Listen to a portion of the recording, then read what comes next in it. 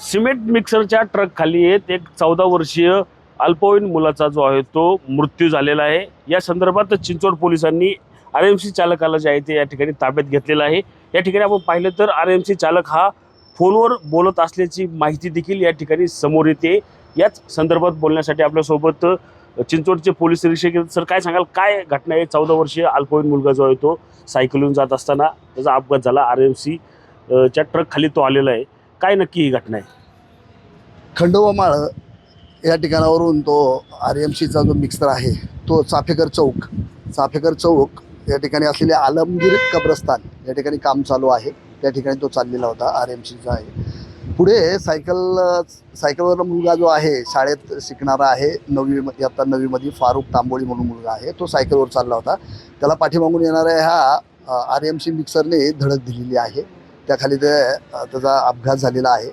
त्याला आम्ही हॉस्पिटलाइज केलेलं आहे। त्या मुलाला प्राथमिक माहिती अशी भेटते, तिथल्या जी लोक होती त्या ठिकाणी जमा झालेली, त्यांनी सांगितलं साहेब तो जो आरएमसीचा चालक आहे तो मोबाईलवर बोलत होता, त्यामुळे त्याचं लक्ष नव्हतं, त्यामुळे कदाचित तो अपघात झालेला आहे असं प्राथमिक माहिती मिळालेली आहे।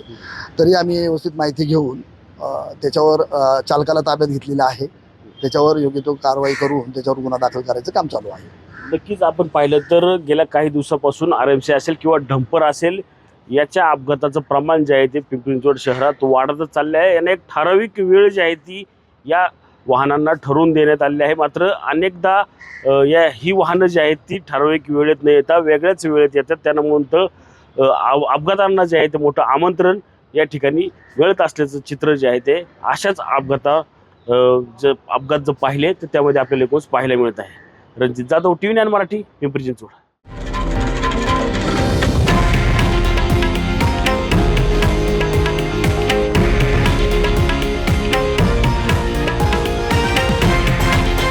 हे आहे देशातील नंबर 1 न्यूज नेटवर्क आणि आपण पाहत आहात TV9 मराठी, एकमेव।